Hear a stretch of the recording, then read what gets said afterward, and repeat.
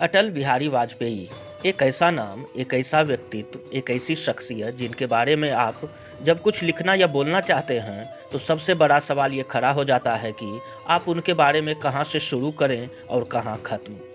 क्योंकि वे न सिर्फ एक महान राजनेता, देश के पूर्व प्रधानमंत्री, बल्कि हिंदी के एक महान कवि, पत्रकार और एक प्रखर वक्ता भी थे।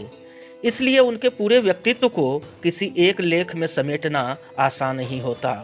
लेकिन आज चूंकि अटल बिहारी वाजपेयी का जन्मदिन है, इसलिए आइए हम उनके जन्म से लेकर निधन तक उनके व्यक्तित्व पर प्रकाश डालने की कोशिश करते हैं। आप जानते होंगे कि अटल बिहारी वाजपेयी का जन्म 25 दिसंबर 1924 को गुलाम भारत के ग्वालियर स्टेट में हुआ था। उनके पिता कृष्ण बिहारी वाजपेयी एक शिक्षक थे, तो माता कृष्णा वाजपेयी एक घरेलू महिला। शिक्षक के घर जन्म लेने का प्रभाव अटल जी पर बचपन से ही पड़ा। अपने पिता की देखरेख में उन्होंने पढ़ाई की और हिंदी और ब्रज भाषा के सिद्धस्थ कवि बन गए।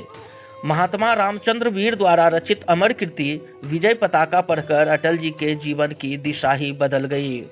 अटल जी ने ग्वालियर के तत्कालीन विक्टोरिया कॉलेज, जो वर्तमान में लक्ष्मीबाई कॉलेज के नाम से जाना जाता है, वहां से बीए की पढ़ाई पूरी की।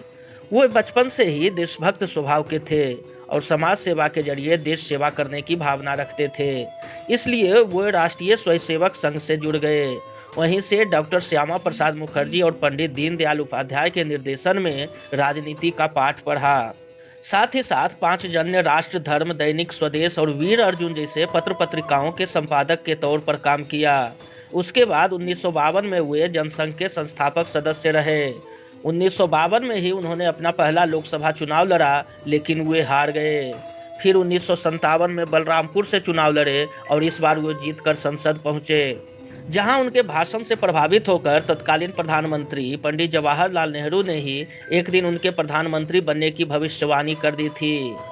1977 में वो देश के विदेश मंत्री बने, जिसके बाद संयुक्त राष्ट्र में हिंदी में दिया गया भाषण आज भी ऐतिहासिक माना जाता है। 1982 में भारतीय जनता पार्टी के स्थापना के बाद 1990 में अटल जी के मार्गदर्शन में लाल कृष्ण आडवाणी ने राम मंदिर के लिए देश भर में रथ यात्रा निकाली। यहाँ से बीजेपी देश में कांग्रेस का एक विकल्प बनकर उभरी। इसके बाद अटल जी ने नेहरू जी के भविष्यवाणी को सही साबित करते हुए 1996 में पहली बार प्रधानमंत्री बन गए।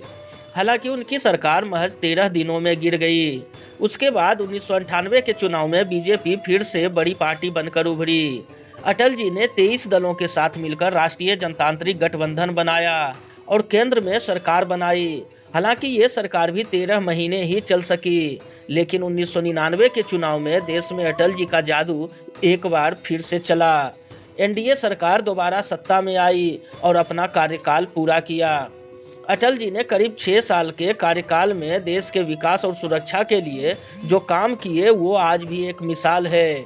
भारत को परमाणु शक्ति संपन्न राष्ट्र बनाना हो या लाहौर बस यात्रा के जरिए पाकिस्तान से संबंधों में सुधार की पहल, या फिर कारगिल में पाकिस्तान को धूल चटाना, एक गठबंधन सरकार चलाने के बावजूद इतने बड़े फैसले कोई अटल इरादा रखने वाला प्रधानमंत्री ही ले सकता था। इसी तरह विकास के क्षेत्र में स्वर्णिम चतुर्भुज परियोजना से लेकर ग्रामीण सड़क योजना जैसी योजनाओं ने आज देश का कायाकल्प कर दिया है। उन्हीं के शासनकाल में देश में आईटी क्रांति आई और भारत इंफॉर्मेशन टेक्नोलॉजी के क्षेत्र में एक सुपर पावर बनकर उभरा। वो अटल जी का ही बनाया हुआ रोड मैप है, जिस पर चलकर भारत आज दुनिया में एक ताकतवर मुल्क के रूप में उभरा है। हालांकि 2004 में अप्रत्याशित रूप से एनडीए की हार ने अटल जी को तोड़कर रख दिया और कुछ साल बाद वो राजनीति से ओझल होते चले गए। 2009 के बाद वो बीमार रहने लगे, बोलने में अक्षम हो गए और आखिरकार 16 अगस्त 2018 को 93 साल की उम्र में उन्होंने दुनिया को अलविदा कह दिया।